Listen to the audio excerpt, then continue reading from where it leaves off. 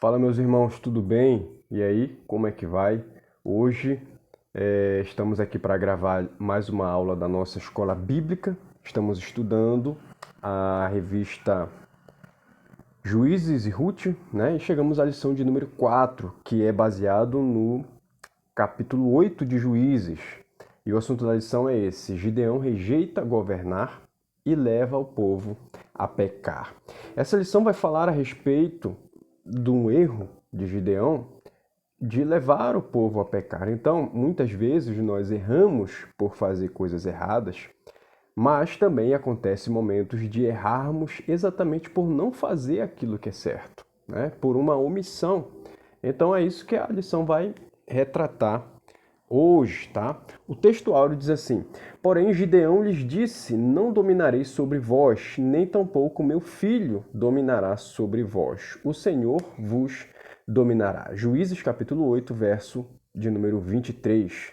A verdade prática diz assim: precisamos nos manter vigilantes à tentação de tomar para nós a glória de Deus após as vitórias. E a nossa leitura bíblica está em Juízes capítulo 8, do verso 22 até o verso de número 35. Como de costume, né? Eu tenho a minha Bíblia, a versão é a NAA, e eu vou colocar o texto aqui na tela também para você acompanhar. Vamos ler o texto, diz assim: Então os homens de Israel disseram a Gideão: Domine sobre nós, tanto você como seu filho e o filho de seu filho, porque você nos livrou do poder dos midianitas. Porém Gideão lhes disse: Não dominarei sobre vós, nem tampouco meu filho dominará sobre vocês. O Senhor Deus dominará sobre vocês. E Gideão continuou, dizendo: Mas quero fazer um pedido, que cada um de vocês me dê as argolas do seu pescoço, do seu despojo. É que os midianitas tinham argolas de ouro, pois eram ismaelitas. Então eles responderam: De bom grado as daremos. E estenderam uma capa de cada um deles, e cada um deles colocou ali uma argola do seu despojo. O peso das argolas de ouro que pediu foi de uns 20 quilos de ouro, sem contar os ornamentos em forma de meia-lua, os pendentes e as roupas de púrpura que os reis dos midianitas usavam, e sem contar os ornamentos que os camelos traziam ao pescoço. Disso Gideão fez uma estola sacerdotal e a pôs na cidade em Ofra. E todo o Israel se prostituiu ali, adorando essa estola. E isso veio a ser um tropeço para Gideão e toda a sua casa. Assim os midianitas foram subjugados pelos filhos de Israel e nunca mais levantaram a cabeça. E a terra ficou em paz durante 40 anos nos dias de Gideão. Jerubaal, filho de Joás, que é Gideão, né? Retirou-se e ficou morando em sua casa. Gideão teve 70 filhos, todos provindos dele, porque tinha muitas mulheres. A sua concubina, que morava em Siquém, lhe deu também à luz um filho, e ele lhe deu o nome de Abimeleque. Gideão, filho de Joás, morreu em boa velhice e foi sepultado no túmulo de Joás, seu pai, em Ofra, cidade da família de Abiezer. Depois que Gideão morreu, os filhos de Israel voltaram a se prostituir com os Baalins e puseram Baal-berite por Deus. Os filhos de Israel não se lembraram do Senhor, seu Deus, que os havia livrado do poder de todos os seus inimigos ao redor. E também não usaram de bondade com a casa de Jerubaal, a saber, Gideão, segundo todo o bem que ele tinha feito a Israel. Amém. Até aqui a leitura até aqui a nossa leitura bíblica, tá? A nossa lição, ela tem 3 tópicos. O primeiro tópico é resistências internas. Segundo tópico, Gideão derrota Midian. Terceiro e último tópico, Gideão recusa governar. Nossa lição está dentro desses pontos e nós vamos analisar cada um deles, tá? Antes de entrarmos na lição, solicito se inscreva aqui no nosso canal, Deixe o seu like nesse vídeo aqui para nos ajudar. Semanalmente temos 2 vídeos da Escola Bíblica, da EBD, 2 vídeos, um dessa revista que estamos estudando atualmente, que é Juízes e Ruth, e o outro da revista de Aviva a Tua Obra, né, que é a revista da CPAD. Estamos estudando essas 2 revistas e toda semana eu coloco aqui no canal uma videoaula de cada uma delas. Essa semana é a 4ª lição. Ambas as lições serão ministradas no domingo. Fora isso, diariamente, de segunda a sexta, nós temos o oráculo do dia, que é uma mensagem de Deus para você, trazendo uma resposta, um direcionamento, conduzindo a sua vida para mais perto de Deus, para assim você fazer a vontade de Deus. Todas as manhãs esse vídeo aparece aqui no nosso canal também. Então, para isso, pedimos que você se inscreva e ative as notificações, assim você será avisado toda vez que a gente postar um vídeo novo aqui no nosso canal, beleza? A todos que já são inscritos, muito obrigado a todos vocês que já nos acompanham, que já estão conosco. E fora isso, né? Esporadicamente eu posto uns shorts também para você de algo, de uma notícia ou comentando alguma coisa, para você também estar informado, né? Por aqui pelo nosso canal, de coisas relevantes na sociedade a qual estamos inseridos. A introdução diz assim, ó: chegamos ao desfecho da história de Gideão. Esse capítulo representa uma quebra de padrão em relação aos anteriores, demonstrando o constante ciclo de degradação israelita desse período. Após narrar a história de líderes irrepreensíveis, o autor começa a relatar graves falhas na liderança dos juízes a partir de Gideão. Pela primeira vez, o povo é levado a pecar ainda durante a vida de seu libertador. Então, Gideão, ele quebra, né? Ele quebra o padrão dos juízes anteriores a ele. Quando todos os outros tiveram uma vida voltada para Deus, com uma preocupação em obedecer a Deus, Gideão é o primeiro líder que surge num momento difícil, leva o povo à liberdade através de uma mudança, né? Mas depois traz de volta o povo a uma idolatria que o povo praticava antes. Mudou aqui só o ídolo, mas a prática foi a mesma. Então vamos falar a respeito agora, nesse primeiro tópico, resistências internas. Resistências internas. E o primeiro ponto aqui é o contexto. Capítulo 7, verso 24. A lição está baseada no capítulo 8, mas vamos pegar um versículo do capítulo 7 para colocar você no contexto. Diz assim, ó: Gideão enviou mensageiros a todas as montanhas de Efraim, dizendo: descei de encontro aos midianitas e impedi-lhes a passagem pelas águas do Jordão até Bet-bara. Convocados, pois, todos os homens de Efraim, cortaram-lhes a passagem pelo Jordão até Bet-bara. Na lição anterior, vimos como a estratégia de Gideão e seus soldados provoca a fuga desesperada dos midianitas. Dentre eles, encontram-se 4 príncipes capazes de reagrupar Midian e organizar um contra-ataque a Israel. Gideão convoca os homens das tribos de Naftali, Asser e seus conterrâneos de Manassés para perseguir os fugitivos.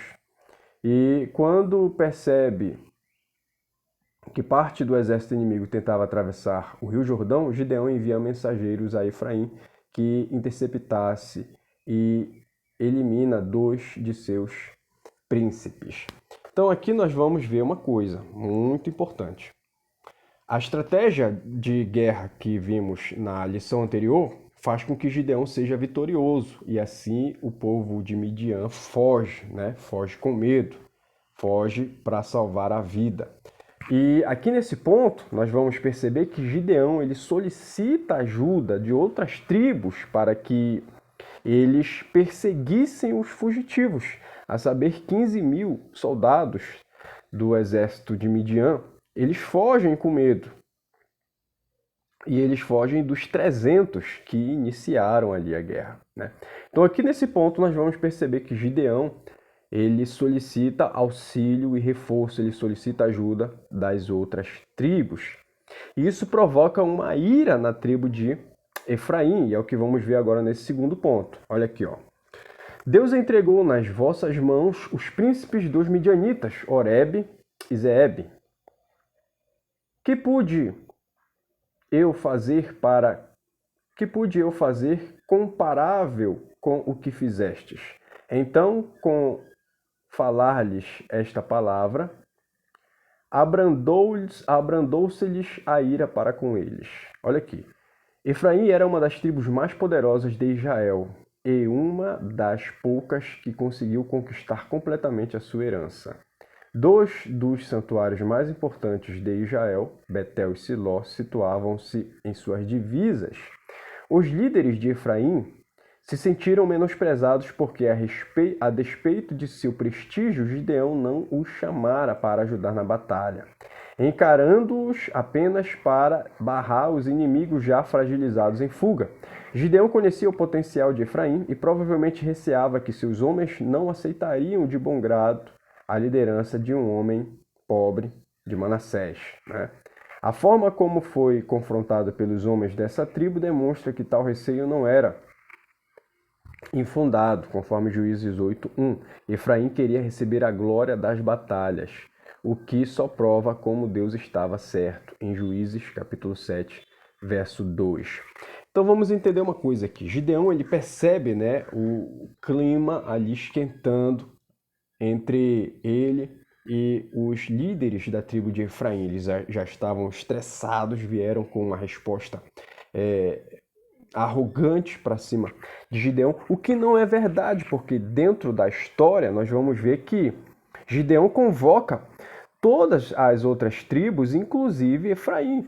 Os homens de Efraim são convocados para essa batalha, eles foram convocados, mas talvez tenham sido inseridos dentro daqueles que tiveram medo e que eram covardes, ou inserido dentro daqueles que beberam a água de forma errada e assim foram reprovados por Deus.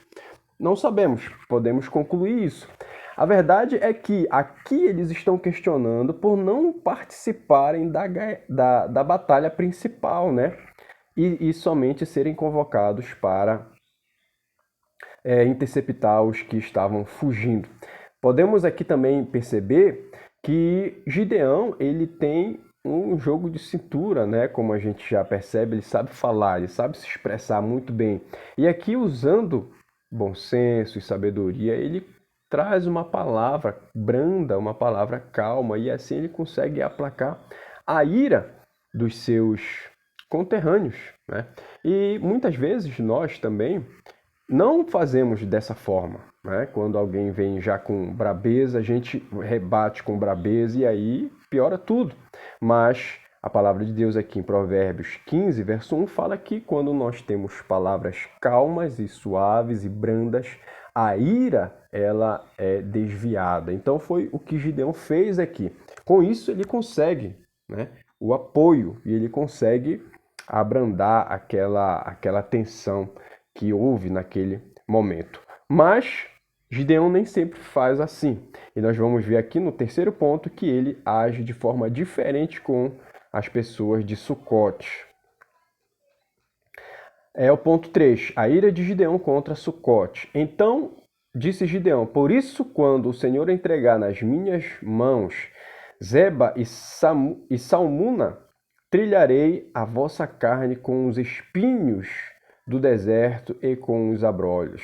Os líderes de Sucote e Penuel, cidades do território de Gade, recusaram-se a ajudar Gideão e seus 300 homens com pão, provavelmente temendo a vingança de Midian caso Gideão fracassasse. O exército de Gideão era de 300 homens, perseguindo 15.000 midianitas.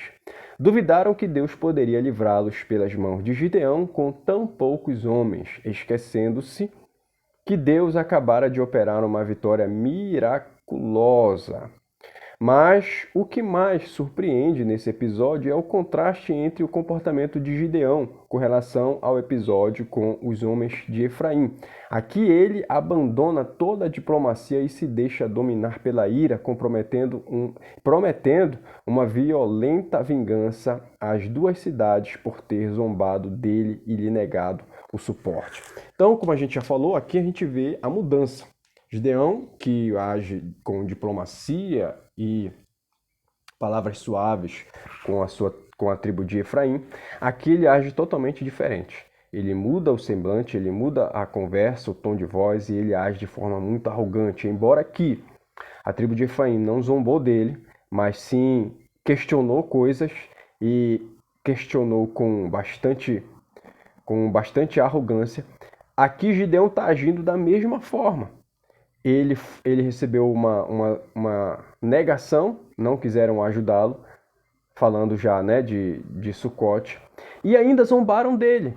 E ele promete uma violenta vingança, que ele muda totalmente seu aspecto, seu modo de tratar, e isso também não pode acontecer. É um erro, não podemos fazer dessa forma, embora que Gideão estivesse perseguindo 15 mil homens com apenas 300, que se fôssemos calcular 15 mil dividido para 300, cada soldado de Gideão iria ter que matar 50 do inimigo para poder bater os 15 mil. Mas nós estamos vendo que eles já estão perseguindo os inimigos por conta de uma operação divina. Eram 135 mil soldados do povo de Midian. E 120 mil já haviam caído, 15 mil estavam fugindo para salvar a vida e os 300 de Gideão estavam ainda ali firmes perseguindo o inimigo. Então Deus estava operando ali.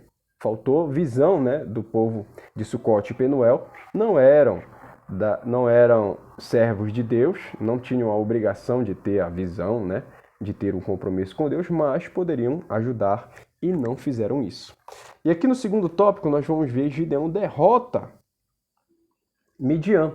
E o primeiro ponto é 2 reis capturados. Diz aqui, ó, fugiram Zeba e Salmuna, porque ele os perseguiu e tornou presos ambos os reis dos midianitas, a Zeba e Salmuna, e afugentou todo o exército. Os midianitas estavam totalmente desprevenidos, certamente não esperavam que Gideão os perseguisse até tal distância no deserto. O ataque repentino de um pequeno bando de israelitas foi mais uma vez bem sucedido. Os reis foram capturados e todo o exército fugiu aterrorizado e tomado de pânico. Com a captura dos 2 últimos reis, o povo de Midian eliminava-se.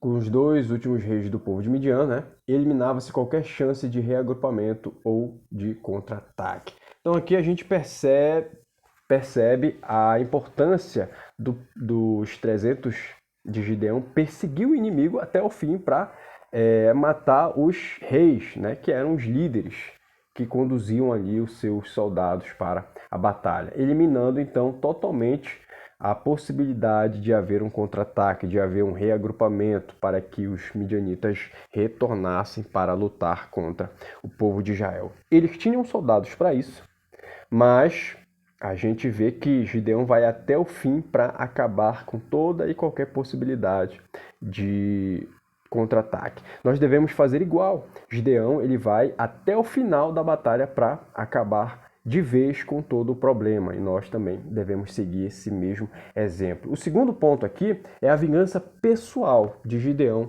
contra aquelas 2 cidades, né? Sucote e Penuel.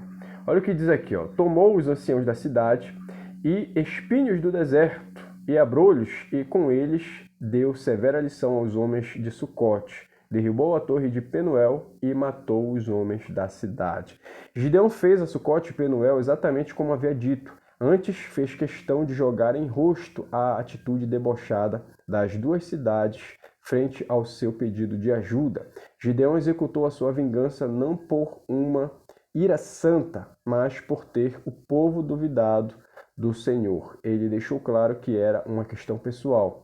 Vedes aqui Zeba e Salmuna, a respeito dos quais motejastes de mim.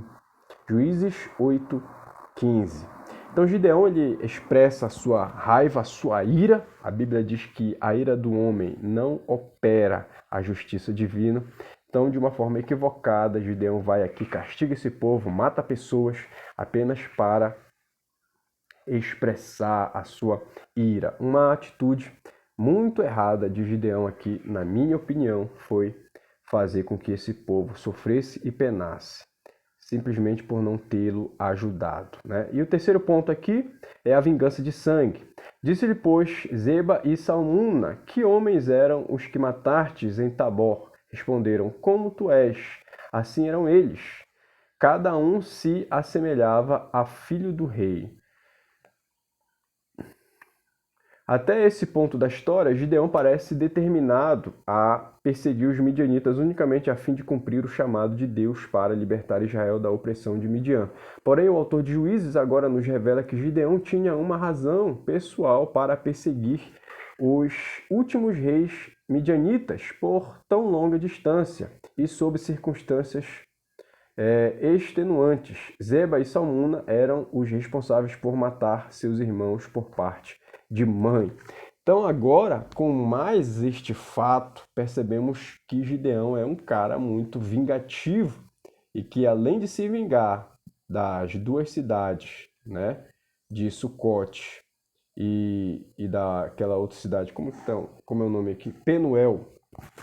Além de se vingar dessas duas cidades por conta deles zombarem de Gideão, ele vai e persegue, né, os dois reis aqui, os dois príncipes, Zeba e Salmuna, por uma motivação também pessoal. Nós estamos vendo agora aqui um outro lado de Gideão, né? Quando se tem poder e autoridade, o que a pessoa é capaz de fazer. Dentro desse contexto, conforme Números capítulo 35, 19, dentro da lei, era até uma forma honrosa você perseguir e matar aqueles que mataram seus parentes, né? Então, olhando nessa perspectiva de lei do povo da época, Gideão fez algo que era correto, tá? Mas nós estamos falando de algo moral, então, para nós aqui na atualidade. Moralmente, ele fez o que era errado. E o terceiro e último ponto fala sobre governar. Gideão recusa governar. A recusa formal é o primeiro ponto aqui, ó. Porém, Gideão lhes disse: não dominarei sobre vós, nem tampouco meu filho dominará sobre vós, o Senhor vos dominará.